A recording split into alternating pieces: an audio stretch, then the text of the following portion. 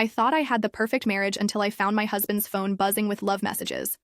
The sender broke my heart. It was my younger sister, and she was pregnant with his baby. What I did next at our family dinner destroyed both their lives and split our entire family apart forever. I thought I had the perfect marriage. My name is Rachel, and for 8 years, I believed my husband Tyler was my soulmate. We had 2 beautiful children, Lily, who's 6, and little Connor, who just turned 4. Tyler worked as a financial advisor, making good money while I stayed home to raise our kids. Everything seemed perfect from the outside. But perfection, as I learned the hard way, is often just an illusion waiting to shatter. It was a Tuesday morning in March when my world came crashing down. Tyler had left for work as usual, kissing me goodbye and telling me he'd be home late because of a client dinner. I was used to these late nights. They'd become more frequent over the past 6 months, but I trusted him completely. Why wouldn't I?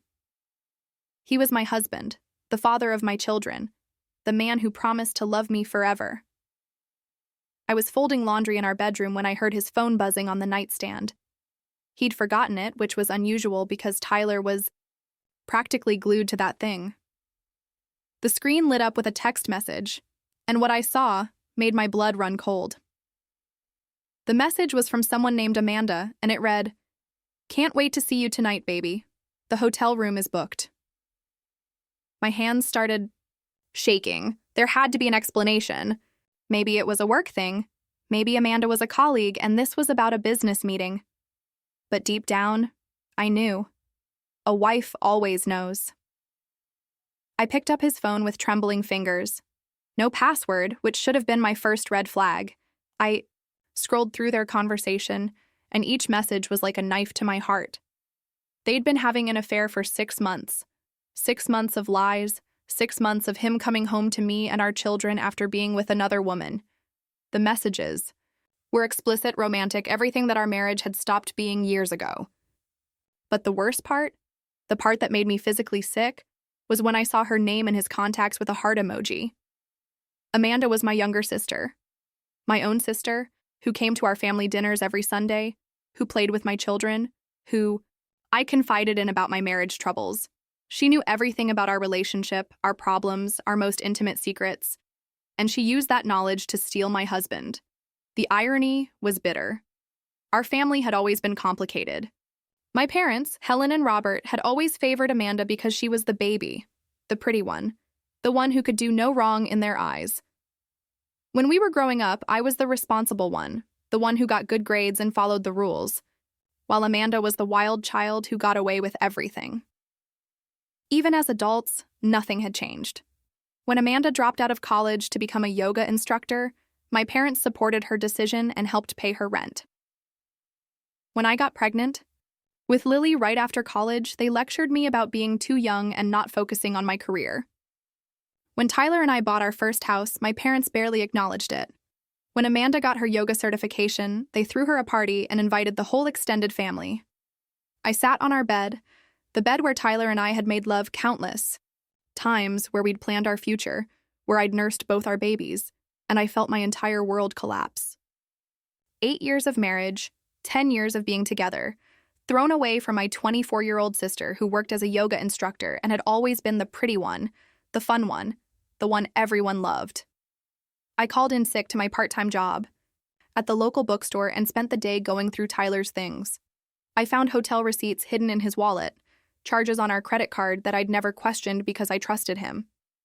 Dinners at expensive restaurants on nights he said he was working late, a jewelry store receipt for a necklace I'd never seen.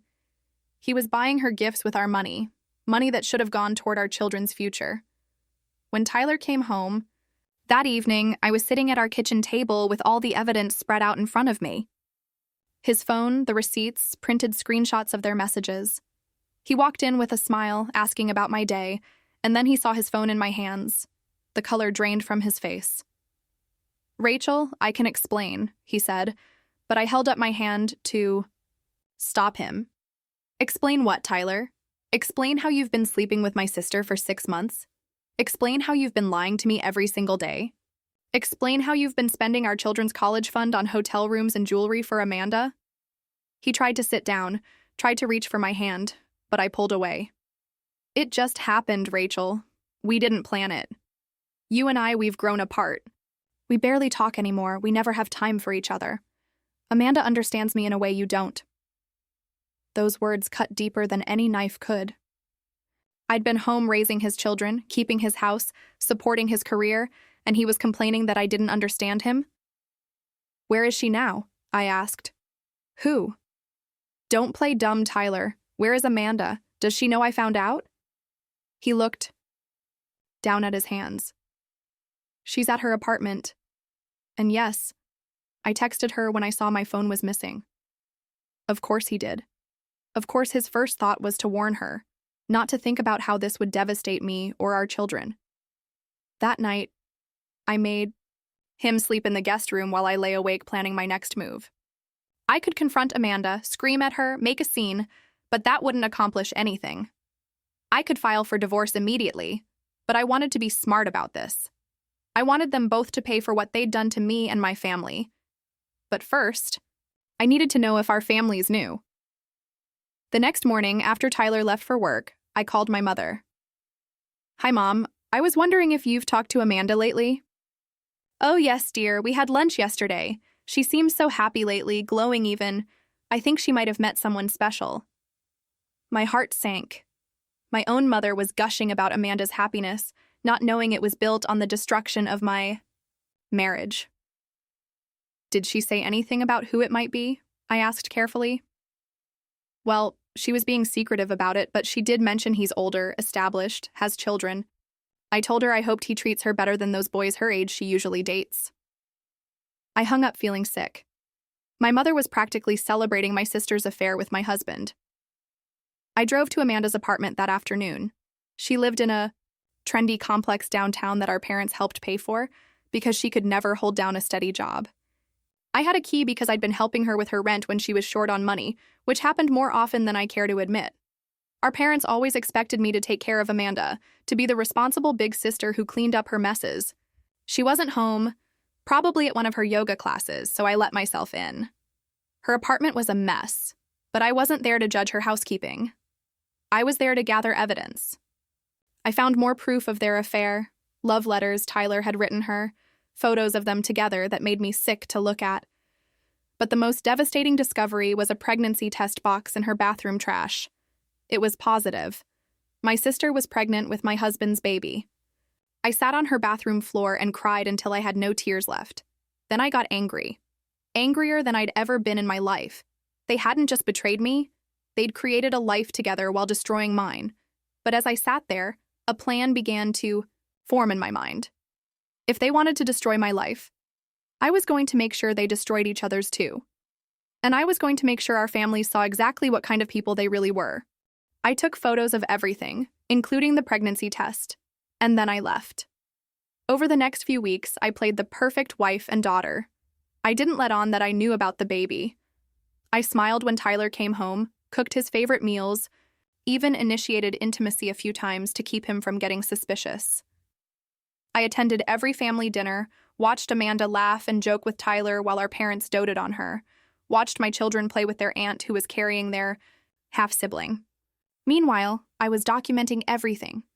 Every late night, every lie, every charge on our credit cards. I hired a private investigator with money from my secret savings account that Tyler didn't know about. I'd been putting aside small amounts, for years, money from my part-time job, thinking it would be a nice surprise someday for a vacation or home renovation. Instead, it became my escape fund. The private investigator, a woman named Linda who specialized in cheating spouses, got me everything I needed. Photos, videos, financial records showing how Tyler had been spending our money on his affair. She even discovered that Amanda had been bragging about the affair to her friends, talking about how she was going to steal Tyler away from his boring sister and live the life she deserved. But the most shocking discovery was that my parents already suspected something. Linda found out through a mutual family friend that my mother had seen Amanda and Tyler together at a restaurant downtown. Instead of telling me, she'd chosen to keep quiet, probably hoping it would just go away. My own mother was protecting Amanda's affair instead of her daughter's marriage. 3 weeks after I discovered the affair, I put my plan into motion. It was Sunday, family dinner night at my parents' house. Tyler, the kids, and I arrived first, followed by Amanda, who was glowing with her secret pregnancy. My parents, Helen and Robert, were their usual selves, fawning over Amanda and barely acknowledging my presence. "Amanda, darling, you look radiant," my mother said, hugging her tightly. "Doesn't she look wonderful, Rachel?" "She certainly looks different," I said with a smile that didn't reach my eyes. During dinner, I watched Tyler and Amanda carefully, avoid eye contact while my parents chattered about family news. My brother Kevin and his wife Lisa were there with their teenage daughter Morgan, who was home from boarding school. The whole family together, one big happy lie. After we finished eating, I stood up and cleared my throat. "Actually, before we have dessert, I have something I need to share with everyone." Tyler looked nervous. Amanda went pale, but my parents just smiled expectantly. "Tyler and I have some news," I said, pulling out my phone. "We've been keeping a secret for 6 months now." I showed them the first photo, Tyler and Amanda kissing outside a hotel. The silence was deafening. "What is this?" my father demanded. "This is Tyler having an affair with Amanda," I said calmly. "For 6 months. While I've been home raising our children, my husband has been sleeping with my sister." My mother's face went white. "Rachel, there must be some mistake." "No mistake." "Mom," I said, showing more photos. "Here they are at dinner last Tuesday when Tyler told me he was working late. Here's the jewelry receipt for the necklace he bought her with our children's college fund. And here," I showed the photo of the pregnancy test, "is proof that Amanda is carrying Tyler's baby." Amanda burst into tears. Tyler stood up so fast he knocked over his chair. My brother Kevin started yelling at both of them. My sister-in-law Lisa grabbed their daughter and left the room. It was chaos. "How could you do this to your own sister?" my father shouted at Amanda. "How could you destroy Rachel's family?" But my mother's reaction was what hurt the most. Instead of comforting me, she turned to Amanda. "Oh, sweetheart, why didn't you tell us? We could have helped you figure this out." "Helped her figure this out?" I said incredulously. "Mom, she's been having an affair with my husband. She's pregnant with his baby while I've been raising his other children. These things happen, Rachel," my mother said. "Maybe if you and Tyler had been happier, this wouldn't have occurred. Amanda didn't mean to fall in love." That was the moment I realized that even faced with undeniable proof, my mother would still choose Amanda over me. Even when Amanda had destroyed my marriage and my family, she was still the golden child who could do no wrong. Tyler tried to salvage the situation. "Look, everyone, Rachel and I have been having problems for years. Amanda and I, we just connected. We didn't mean for anyone to get hurt." "You didn't mean for anyone to get hurt?" Kevin shouted. "You destroyed your family. You destroyed Rachel." "Rachel will be fine," Tyler said dismissively. "She's strong. She'll land on her feet, and the kids will adjust." The casual way he dismissed our children's well-being, dismissed 8 years of marriage, was breathtaking in its cruelty. Amanda was sobbing. "I never meant for it to happen this way. I love him, Rachel. I really love him." "You love him so much that you lied to everyone for 6 months?" I asked.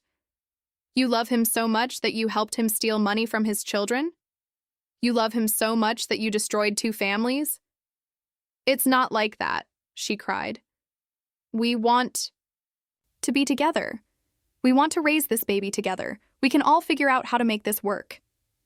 That's when Tyler turned to her with fury in his eyes. "What baby?" he demanded. "You said you were on birth control. You promised me this wouldn't happen." Amanda looked shocked. "I am on birth control. This wasn't planned." "Do you have any idea what this means?" Tyler shouted, not caring that our whole family was watching. "Rachel's going to take me for everything in the divorce. I'll lose my house, my kids, half my income. I can't afford another child." And there it was, the truth about what kind of man I'd married. He wasn't concerned about hurting me or our children. He was worried about his money and his comfortable life. Amanda looked devastated. "I thought you loved me. I thought you wanted a future with me." "I wanted to have fun with you," Tyler yelled. "I never said anything about leaving Rachel and starting a family. This ruins everything." My father stepped between them. "Both of you get out of my house, now." "Daddy, please," Amanda begged, but he shook his head. "You're not the daughter I raised. Get out." Tyler grabbed his keys. "Come on, Amanda. Let's go figure this out." But Amanda was looking around the room at all of us, finally seeing the destruction she'd caused. "I can't," she whispered. "I can't do this anymore." She ran out of the house, leaving Tyler standing there alone. He looked at me one last time. "Rachel, we need to talk about this like adults." "No," I said, handing him the divorce papers I'd brought with me. "We need to talk through lawyers. You're being served." Over the next few months, the divorce proceedings were brutal but satisfying.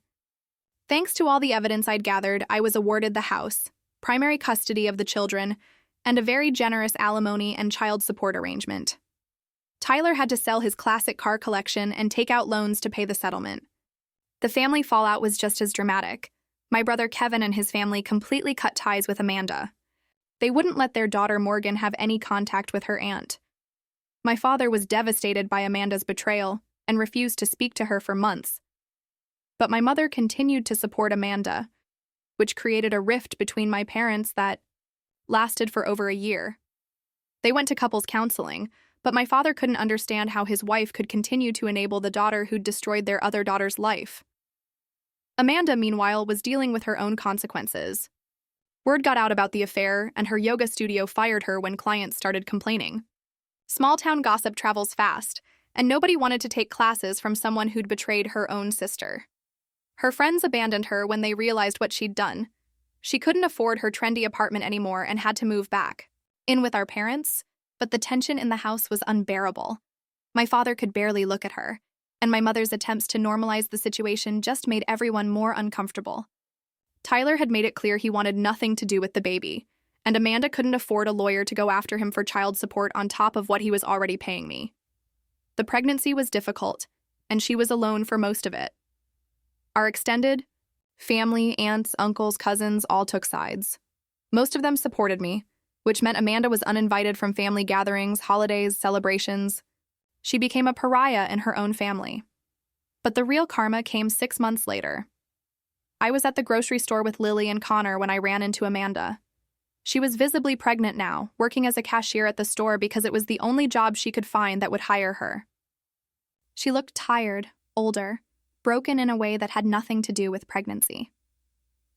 "Rachel," she said when she saw me, her voice barely a whisper. "How are you?" I looked at her, this woman who used to be my sister, who I used to love and trust, and I felt nothing but pity.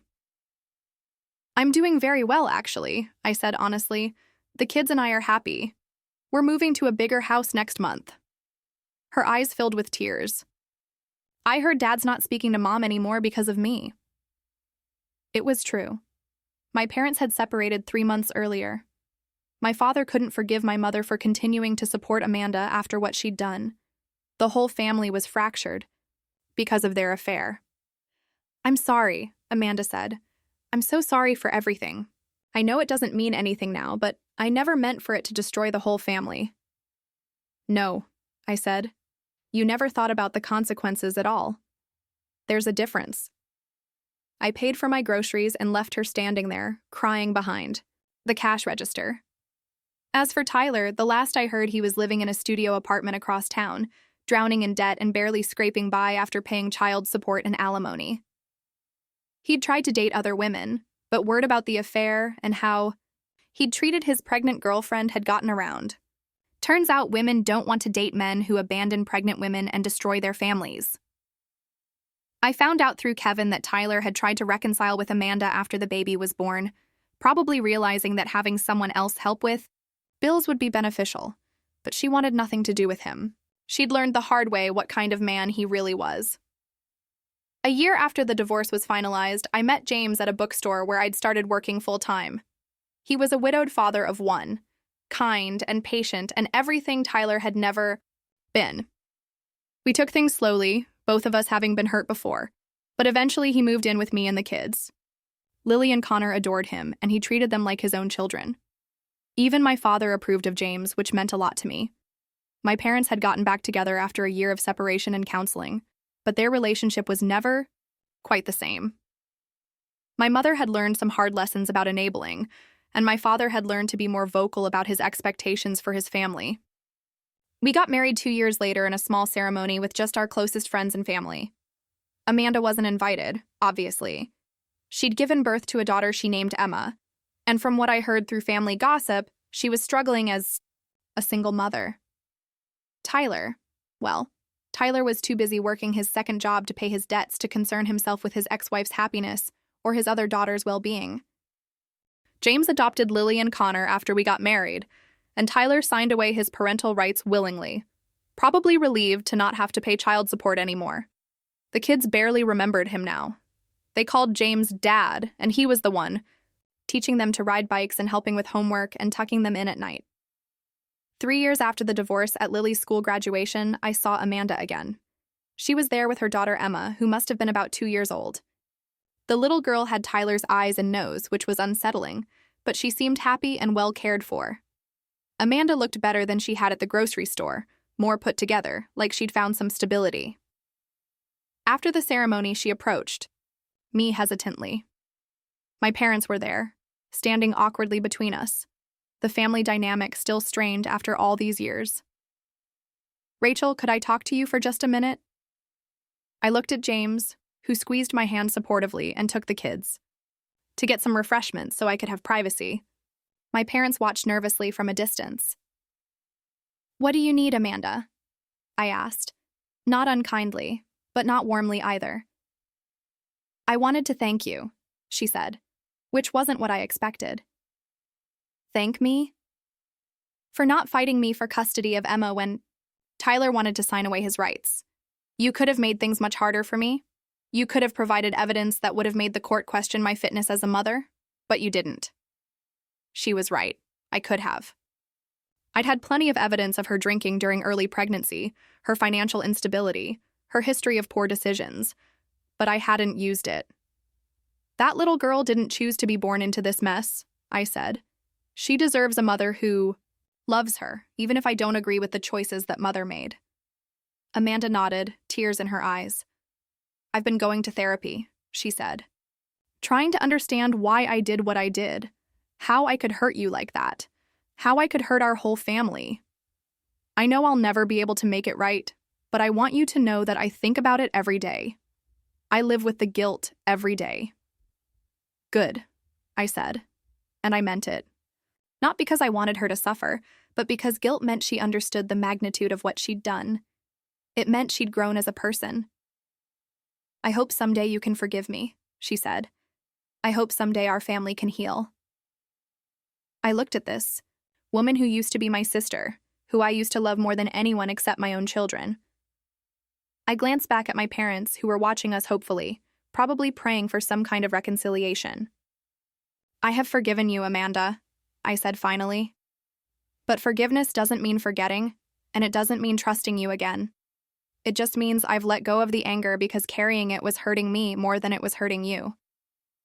As for our family healing, that's something you'll have to work out with everyone individually. I can't speak for Dad's feelings, or Kevin's, or anyone else's." She nodded, understanding that this was as much closure as we would ever have. "Take care of your daughter," I said. "Make better choices for her sake." As I walked away to rejoin my family, my real family, I felt the last weight of that old life lifting off my shoulders. I'd built something beautiful from the ashes of my marriage, something stronger and more authentic than what Tyler and I had ever had.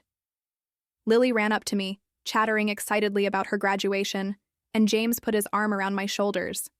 This was my life now. A life built on honesty, respect, and real love. A life where I was valued and cherished, not taken for granted or betrayed. The family drama had been painful for everyone involved. My parents' marriage had been tested. My brother's family had been forced to choose sides. Extended family relationships had been damaged. But in a strange way, it had also shown me who truly cared about me and who would stand by me when things got difficult. Sometimes the worst thing that happens to you turns out to be the best thing that could have happened to you.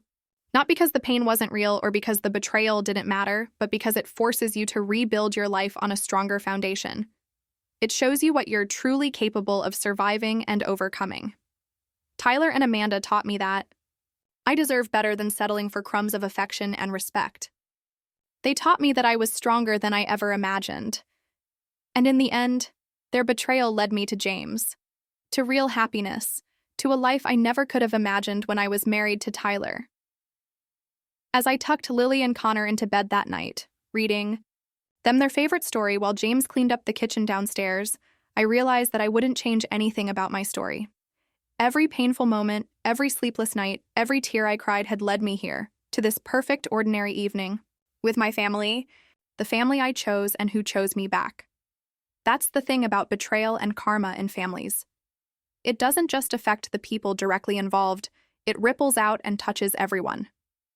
Parents have to choose between their children, siblings have to take sides, extended family has to navigate divided loyalties. Tyler and Amanda didn't just destroy my marriage, they fractured an entire family system. But families can heal, slowly, and with a lot of work. My parents learned to communicate better, to not play favorites, to hold their children accountable for their actions. Kevin and his family remained loyal to me, which strengthened our sibling bond. Even some of our extended family relationships grew stronger because people had to decide what their values were and act on them. Their punishment wasn't some dramatic downfall, it was simply living with the consequences of their choices while watching me thrive, despite everything they'd done to break me. Tyler lost his children, his home, his financial security, and his standing in the community. Amanda lost her family relationships, her career, her support system, and had to raise a child alone while dealing with the judgment of everyone who knew what she'd done. And that, I realized, was the most satisfying revenge of all. Not because I'd actively sought to hurt them, but because I'd refused to let their betrayal define my worth or limit my future. I'd taken their worst and turned it into my best. I'd taken their ending and made it my beginning.